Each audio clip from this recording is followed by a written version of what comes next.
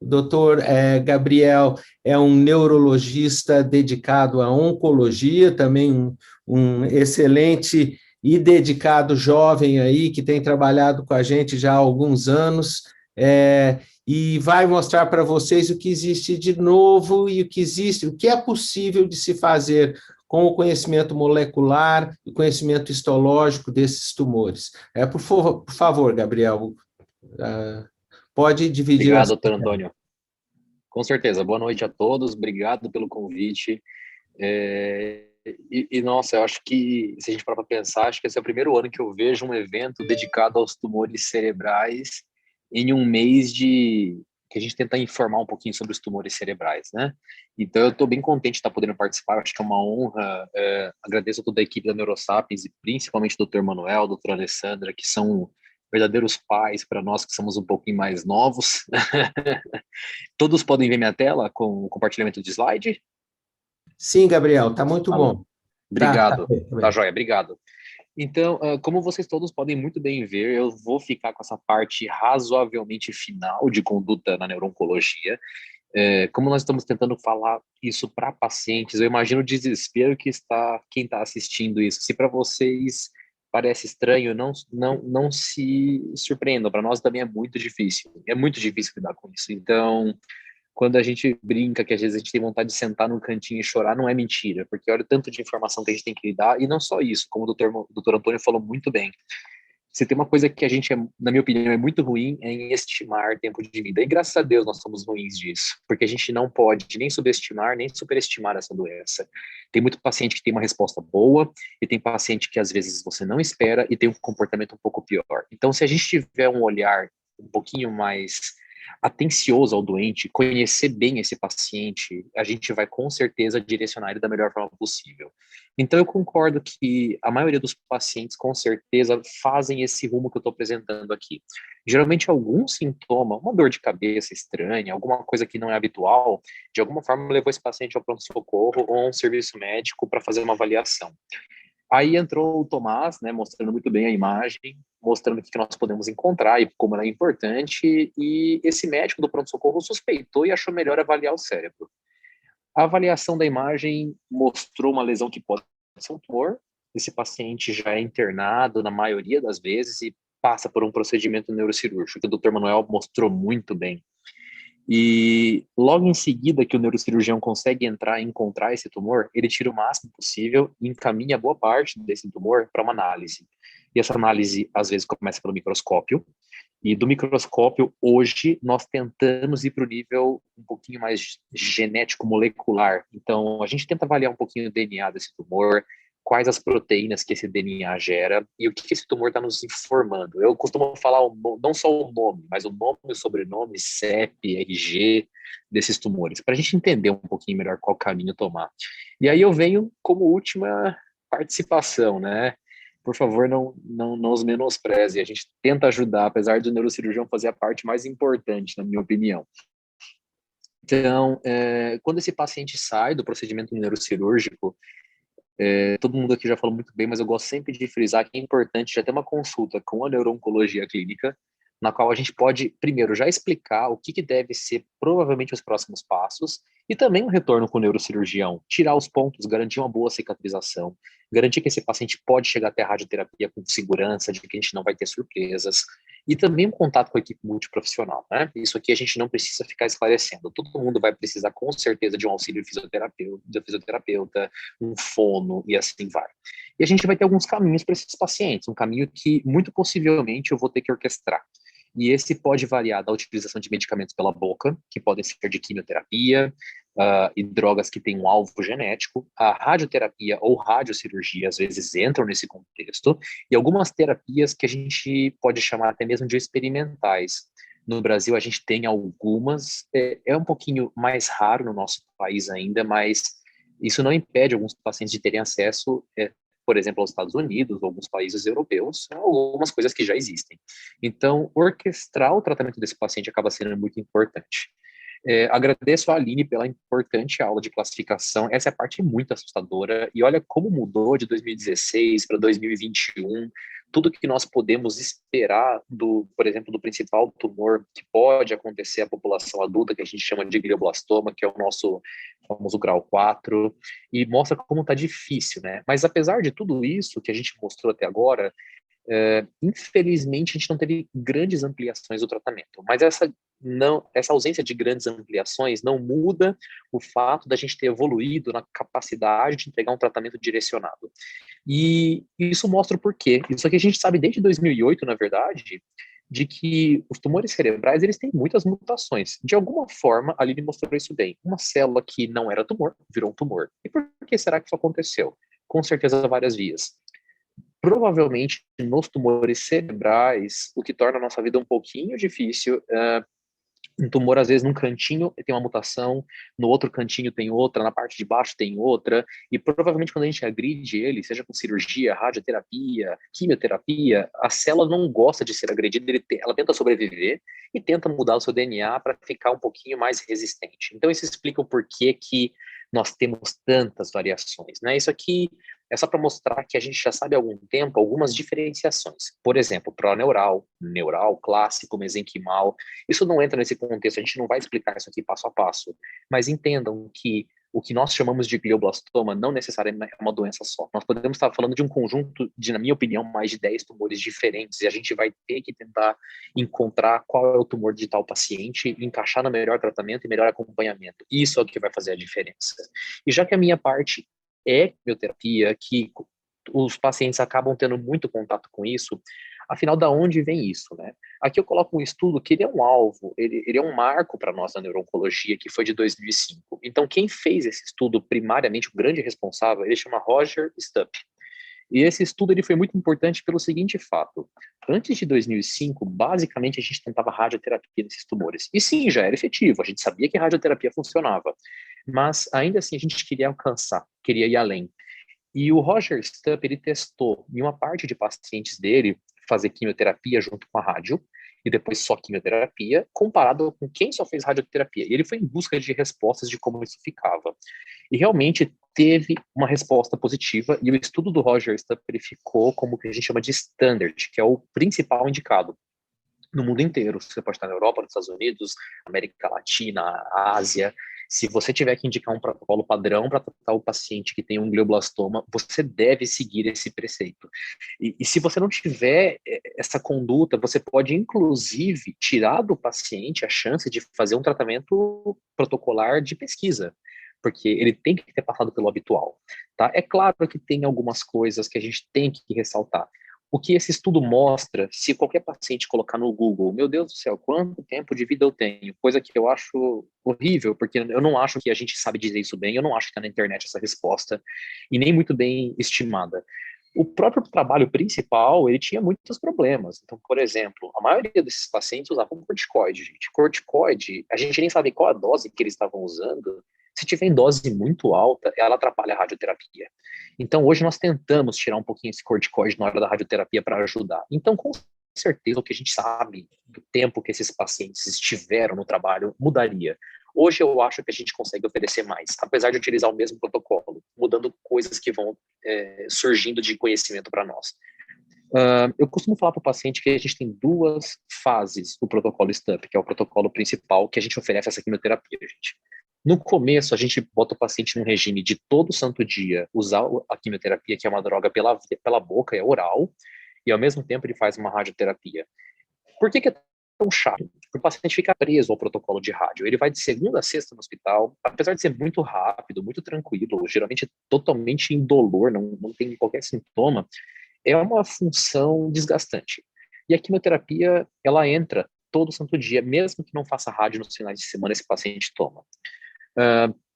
Quando isso acaba, a gente tem uma pausa de um mês. E essa pausa não pode ser pulada. Eu gosto de frisar isso com o paciente. Aproveitem essa pausa para dar uma descansada, dar uma viajada, para fazer alguma coisa. Essa pausa a gente não faz exame de sangue necessariamente, a não ser que a gente tenha alguma indicação. A gente não vai fazer quimioterapia nem radioterapia mais. Ela é necessária, tem que limpar o corpo do que aconteceu. E depois a gente vai retornar para a fase que é só químio. Só que agora é um pouco diferente. A gente vai fazer os ciclos, né, os famosos ciclos. E cada ciclo dura mais ou menos um mês, 28 dias.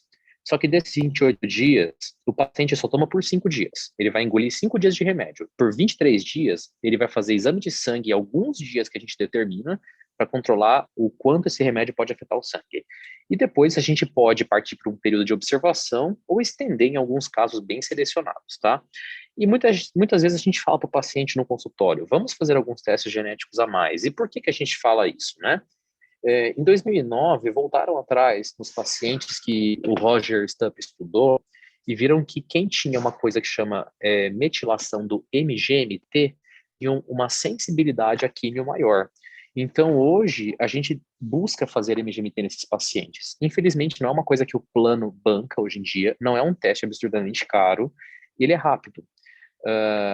Aqui em São Paulo a gente tem vários centros que fazem esse teste, em outros estados da mesma forma, e ele pode ser um enorme divisor de água para nós. Isso diferencia muito o que a gente vai fazer, não só no primeiro momento, mas principalmente se por acaso esse tumor voltar das caras daqui a 1 ano, 2 anos, se no meio do tratamento ele voltar a crescer, a gente tiver que mudar a estratégia, ele vai me guiar.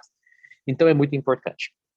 Quando nós utilizamos a quimioterapia, que é a temozolomida, nesses pacientes, o principal efeito colateral que os pacientes têm que ser orientados é a queda daquela plaqueta, que é justamente aquela função do sangue de coagular. Então, se você faz um corte e ele para de sangrar, é porque a sua plaqueta agiu ali principalmente.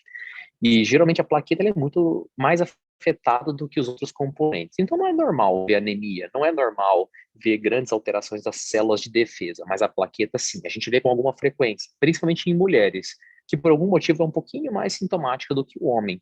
Mas, em geral, a gente dá conta, a gente não precisa transfundir, não precisa ter medo, geralmente é muito tranquilo. Raríssimos casos a gente tem que tomar alguma conduta ativa, de dar um remédio para aumentar a plaqueta, raríssimos. Então, de certa forma, é um remédio tranquilo. Lá no consultório, o paciente pode reclamar muito de muitas coisas. Percebam que náusea, vômitos e fadiga é o principal. Eu tento criar essa forma de tratar. É claro que isso aqui é um pouco individualizado, mas olha como a gente tem a opção do que fazer caso o paciente tenha algum sintoma. Então, eu sempre falo para os pacientes, não existe essa de não ter o que fazer, não só para os sintomas, mas para o tumor da mesma forma. Mesmo que nós tenhamos que ter uma conduta mais passiva, em algum momento ela pode ser ativa e vice-versa. Então, sempre tem o que fazer. E se você for um paciente com mais de 70 anos, a gente sabe que esses pacientes eles foram mais estudados recentemente. Até pouco tempo atrás, tinha-se certo medo de colocar paciente muito idoso nos estudos, porque eles poderiam ter doença no coração, no fígado, no rim, e isso poderia atrapalhar o que a gente faria de químio, eles poderiam ter uma resposta diferente, eles podiam dar um trabalho diferente. Hoje a gente sabe que a gente tem que entender mais essa população, porque a maioria é idoso. Então, o protocolo STUP, por exemplo, do Roger Stupp, que é o principal, ele só estudou até os 70. E depois dos 70? Então, existia-se, eu vou falar essa palavra, existia um preconceito. A gente tentava fazer ou químio ou rádio. A gente tinha medo de colocar o idoso na combinação de rádio e químio, e isso mudou muito, muito mesmo. Então, hoje a gente sabe que ter uma idade avançada e a performance, ou seja, não interessa se ele tem 80 anos, pode ser 80 anos cronológicos, mas e biológicos? Como é que é esse paciente de 80? Ele é um cara que corre todo dia, ele anda de bicicleta, ele tem uma memória ótima, ou ele é um paciente de 60 anos que tem doença no rim, que tem uma doença hepática, que tem um coração insuficiente, diabetes, insulina. Quem é esse paciente? Então não tenhamos o preconceito com a idade. E lembrar que aquele documento que é o MGMT que eu falei, ele tem que estar ali bem pesquisado. Então, para o paciente idoso, tem muito a se fazer. Percebam por esse slide. A gente pode seguir só cirurgia, só rádio, só temozolomida, ou a gente pode fazer os dois, que hoje é o principal. Então, já desde 2017, se você for um paciente idoso, saiba que se você tiver força, você tiver bem avaliado, bem tratado, nós vamos dar preferência pelos dois, radioterapia junto com a químio, e depois fazer químio. E, às vezes, o que a gente pode ter que fazer é simplesmente diminuir um pouquinho a dose da rádio, para permitir que seja mais breve aquela agressão inicial e o paciente ganhe forças para a próxima etapa, que é a quimioterapia. E se eu fosse falar um pouquinho de imunoterapia? Essa é uma pergunta que hoje os pacientes vão trazer. Todo mundo está falando de imunoterapia, está na mídia, é inovadora, gerou um prêmio Nobel. Então, assim, temos que entender o que é imunoterapia. Para os pacientes que estão aqui assistindo a gente, saibam que há muito pouco tempo a gente não sabia se o cérebro comunicava com o sistema imune fora do cérebro. A gente não sabia que se tivesse uma infecção lá dentro, as células de defesa de fora do cérebro iriam reconhecer essa infecção e atacar. Então, a gente chamava o cérebro de um órgão imunoprivilegiado, como se nada acontecesse ali dentro, não inflamasse. E a gente sabe que isso não é verdade hoje em dia. Então, a gente tem abscessos cerebrais que aumentam os linfonodos do pescoço. A gente sabe que tem meningite que dá febre. Então, sim, tem uma comunicação. A gente descobriu que sim, o cérebro conversa com o sistema imune. E se o cérebro conversa com o sistema imune, será que eu consigo utilizar ele a meu favor e atacar o câncer? Então, o sistema nervoso central ele é, de certa forma, imunocompetente. E desde 2015, um médico super importante, o Louvot, ele publicou o que a gente nem conhecia pela anatomia, que sim, no cérebro tem sistema linfático. Lembra da drenagem linfática, de tirar a água da perna? É a mesma coisa, eles drenam muito do que tem na região. E o sistema linfático do cérebro drena toda aquela substância que existe ali, inclusive que pode ter o quê? Pedaços de tumor, pedacinhos de DNA que estão soltos de células que morreram, e esses pedacinhos podem se comunicar tanto dentro do cérebro com células de defesa que já existem, e até mesmo sair da cabeça e ir para o pescoço, por exemplo, e mostrar para o sistema imune fora do cérebro que algo acontece naquele corpo. Então, existem diversas maneiras com que o cérebro pode ter uma resposta imune tentando curar um câncer, porque o câncer ele é um corpo estranho. O cérebro não, o corpo não gosta de ter um tumor, ele é um corpo estranho. Só que hoje na definição de câncer não é só um tumor que metastiza, que é alto grau, que é autossuficiente. É um tumor que modula o sistema imune ao redor dele, ele se torna como se ele botasse uma capa, ele ficasse invisível para quem está ao redor dele, e modula o metabolismo até mesmo nutricional dele.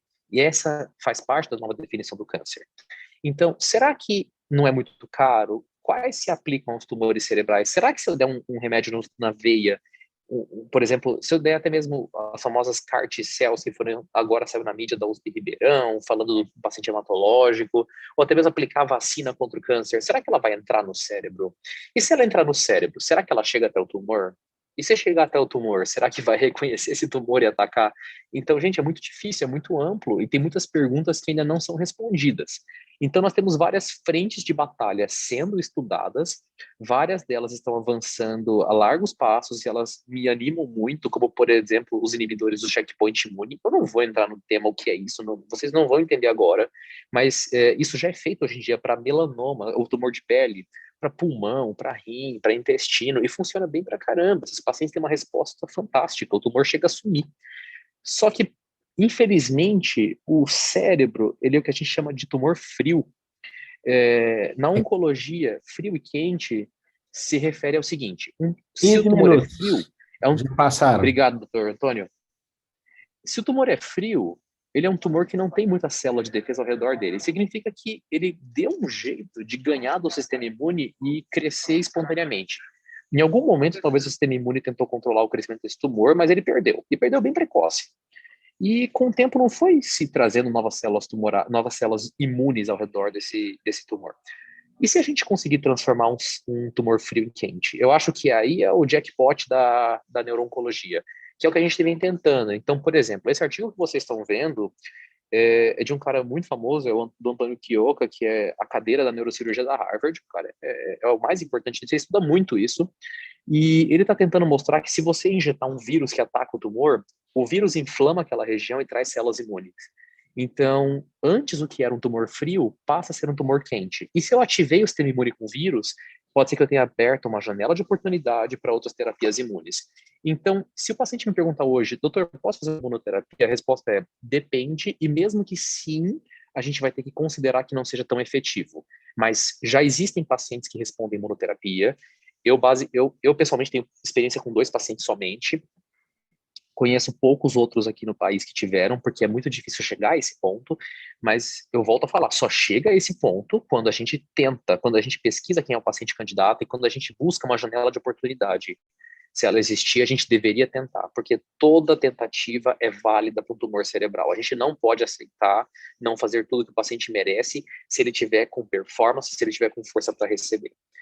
Então, aqui é mostrando o trabalho, na minha opinião, mais famoso, que é o que eu mais gosto, que é fazer uma imunoterapia antes de reoperar um paciente de um tumor que voltou. Talvez a gente ensine o corpo a reconhecer o tumor se a gente aproveitar que ele ainda existe lá. Então, eu dou imunoterapia, o sistema imune reconhece o tumor, a gente opera, e depois o sistema imune continua entendendo que existe um tumor e protege por mais tempo. Parece que isso pode funcionar em alguns casos. Esse é um trabalho muito bonito, mas ainda é muito precoce, muito preliminar. Mas a maioria do que a gente vê hoje em dia de bons resultados envolvem isso ou tumores que já têm uma taxa de dano celular muito grande. Eu gostaria de agradecer muito o convite para essa aula. Esse é o grupo que eu mais trabalho lá na Escola Paulista, inclusive tem o Dr. Manuel aqui, que é o chefe, que eu sou muito grato também por me aceitar como assistente na Escola Paulista, e toda a NeuroSapiens eu agradeço também esse convite, e eu deixo essa frase: se você tratar uma doença, você ganha ou perde, mas se você tratar uma pessoa, eu garanto, você vai ganhar, não importa o resultado. Então não olhemos só para o câncer, lembra que tem um ser humano que está batalhando por trás, e talvez isso seja mais importante na decisão terapêutica do que o que você sabe hoje sobre esse tumor. Obrigado.